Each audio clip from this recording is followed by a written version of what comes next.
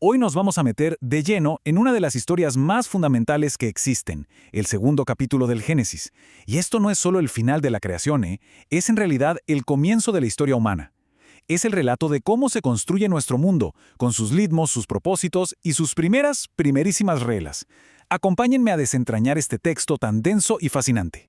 Fíjense cómo arranca el capítulo, con una declaración que sueña a martillazo final. ¡Pum! Fueron acabados. No es un comienzo suave para nada, es una afirmación rotunda de que el trabajo cósmico está completo. Todo, desde las galaxias más lejanas hasta el bicho más pequeño, ya está en su lugar. Esta frase pone un tono majestuoso, casi solemne, porque a partir de aquí, el foco de la cámara va a cambiar radicalmente, de lo universal a lo particular, de la creación del cosmos a la creación del escenario humano. Bien, para que no nos perdamos en los detalles, vamos a dividir este relato en 5 actos clave. Primero, el concepto del descanso divino. Luego, nos enfocaremos en el origen del hombre, que es súper íntimo. Después, exploramos el paraíso y su única condición. Seremos testigos de la primera búsqueda de compañía y finalmente veremos la creación de la primera pareja. Y bueno, arrancamos con el primer acto. La creación ha terminado, pero la historia no se detiene aquí. Con la obra ya terminada, Dios no se va de vacaciones, sino que introduce un concepto totalmente nuevo en el universo, el tiempo sagrado, un ritmo que va a marcar la vida para siempre. A ver, el séptimo día es otra cosa. Y que quede claro, no se trata de que Dios estuviera cansado, es un cese deliberado de la obra creativa. Y no solo descansa, sino que bendice y santifica ese día, lo aparta, lo hace especial, sagrado. Esto establece un patrón que es fundamental, la cadencia entre actividad y reposo, que se convertirá en la base del Shabbat, una de las prácticas más sagradas del judaísmo y en cierto modo un regalo para la humanidad. Bien, ahora la cámara, por así decirlo, hace un zoom tremendo. Dejamos el cosmos, la creación de las estrellas y los mares y nos vamos a una escena mucho más cercana, terrenal, íntima. La narrativa se detiene para darnos un primer plano detalladísimo de la creación de la humanidad, algo que no se hizo con ninguna otra cosa. Imagínense la escena. Antes del hombre, la Tierra es como un lienzo en blanco esperando al pintor. Hay potencial, claro, pero está todo como en pausa. No hay plantas de campo, no llueve, solo un vapor que sube del suelo y lo humedece. La Tierra está preparada, pero le falta algo, le falta su jardinero, su cuidador. Y acá viene el momento clave. La creación del hombre es un proceso doble, que es a la vez súper humilde y absolutamente sublime. Primero se le forma de lo más común que hay, el polvo del suelo, pero luego recibe algo único, el aliento de vida, soplado directamente de la divinidad. Es esta fusión de lo terrenal y lo divino lo que lo convierta en un alma viviente, una criatura singular en toda la creación. Ok, ya tenemos al hombre. ¿Y ahora qué? Bueno, pues necesita un hogar, pero no estamos hablando de un hogar cualquiera. Es un entorno diseñado a la perfección, con un propósito claro y una única pero importantísima condición. El famoso Jardín del Edén. El texto nos lo pinta como un santuario, un paraíso de belleza y sustento. Cada árbol era, nos dice, agradable a la vista y bueno para comer. Es un paraíso hecho a medida, plantado específicamente para el hombre. Y ojo, no es un lugar salvaje, es un huerto. Un espacio de orden, cuidado y abundancia. Y justo en el centro de todo este paraíso hay 2 árboles que no son como los demás. El árbol de la vida, que como su nombre indica, simboliza la existencia eterna. Y el árbol de la ciencia del bien y del mal. Su posición central no es para nada casual. Son literalmente el eje sobre el que va a girar toda la historia humana. Y para que esto no suene a un cuento de hadas lejano, el texto se pone súper específico con la geografía. Nos habla de 4 ríos que nacen en el Edén. Y atención, 2 de ellos los conocemos muy bien, el Tigris y el Éufrates, los grandes ríos de Mesopotamia. Esto conecta el jardín con el mundo real, dándole una sensación de lugar, un puente entre lo divino y lo terrenal.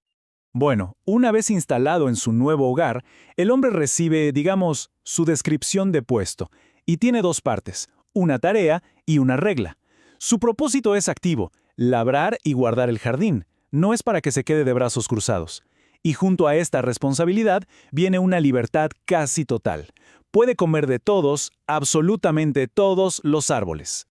Pero esa libertad casi infinita tiene un solo límite, una única prohibición, súper clara y con una consecuencia que no deja lugar a dudas. no comer del árbol de la ciencia del bien y del mal. La advertencia es directa. El día que lo hagas, mueres. Punto.